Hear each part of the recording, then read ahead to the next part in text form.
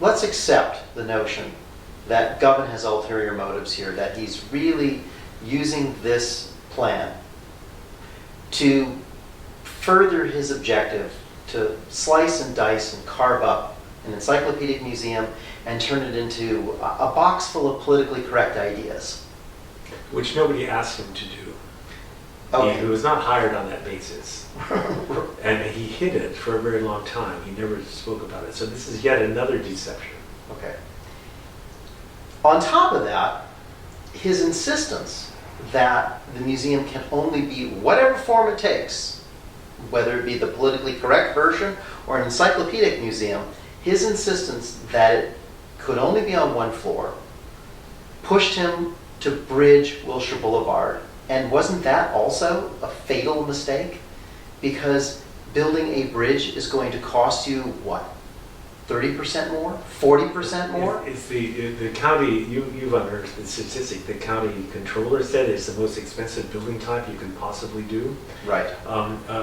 Partially because it has to be additionally reinforced because of terrorist threats. Some enterprising terrorist who thinks, oh, Los Angeles, Hollywood, Picasso's, affluent Angelinos, what a great place to drive and park a truck bomb. So in addition to it being a hugely expensive building type, it has to be substantially reinforced with much more steel, much more concrete. Hardened, as they say in the business. Yeah. And so, but there's no escaping the fact that it's dangerous because it turns out that the distance between the bomb itself and the object of the bomb has to be as distant as possible, but this bridge is only 20 feet above, so you have only 10 feet. So the geometry is not working in your favor. I don't want to be there when it happens, but the irony of this hugely expensive bridge between $150 million and $200 million is landing on Spalding, consuming that site, spending another $50 million that this could have been productive and income from that site, all that. But it's landing on Spalding, and you'll be astounded at how many galleries the yield is. It's only 4 galleries on the other side, 4.5 galleries, and with a smaller auditorium downstairs. So you're spending $200 million to land 4 galleries at what, 8,000 square feet. That's the size of a satellite in Watts. Yeah, that's right. It's completely ludicrous, and nobody calls him on this. It's just, where is the adult in the room? Where are the trustees? So, look, they say they're going to demolish the buildings. They've started to take them apart. Is it too late? Maybe they're doing us a favor. Maybe they're cleaning them up in a way that would allow us to suitably adapt them? Yeah, the best scenario case would be that they take out the asbestos and they come to their senses and they realize that the best way of enlarging the museum is to, and the least expensive way, is to adapt the existing structures, which are noble. They have these magnificent proportions inside. They're great volume. The easy thing to do with these 4 buildings is actually to make connecting galleries between the 4 buildings. So you have a donut. You cover the atrium so that you have the outdoor space, so it becomes an indoor atrium, and you have a museum that is as much larger than it now existing as the entire Zumthor building, that would cost less and yield many more galleries in a cogent circular system. And so it's kind of a piece of cake. But the reason that Michael doesn't want that, really, and I've known him for a long time, he wants a monument. He has, I think, a Guggenheim complex. He wants to build something that's as notable as a Guggenheim. So didn't this begin at Dia when he invited Zumthor to come?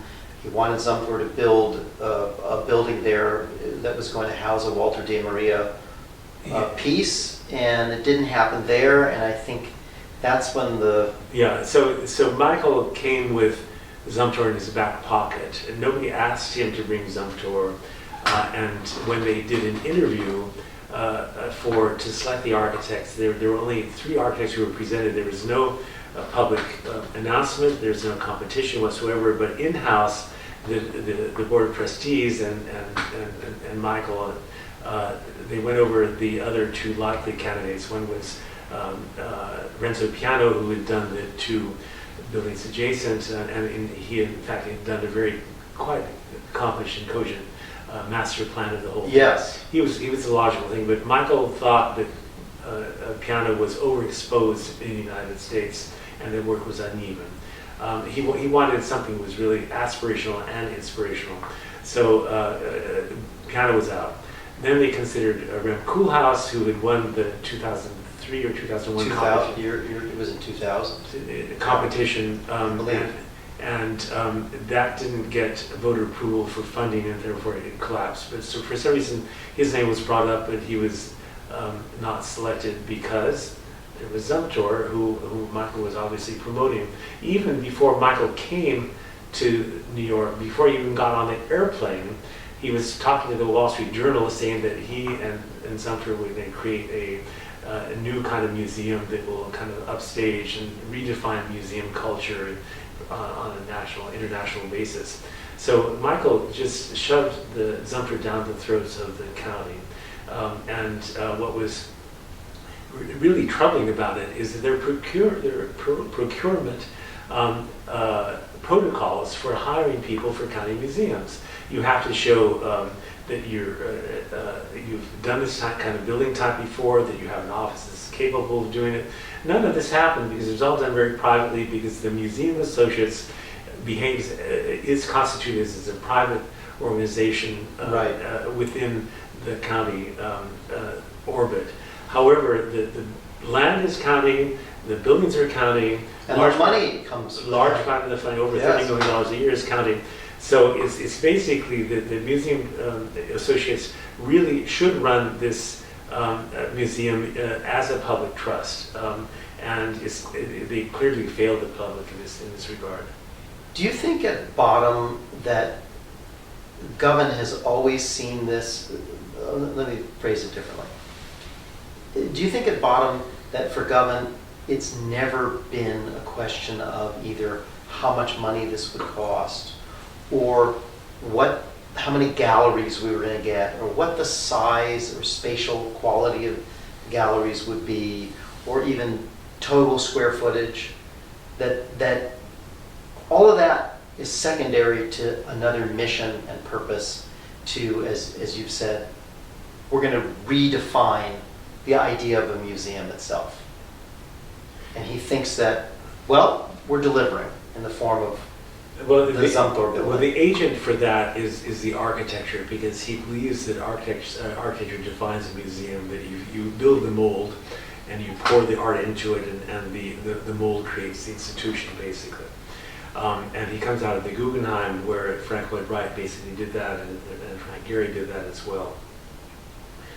So I think that his instincts are primarily architectural, and he wanted a kind of world-class, a stunning world-class building, and that his primary motive is architectural, because he actually had a lot of square footage going, but it was in buildings that are slightly dowdy.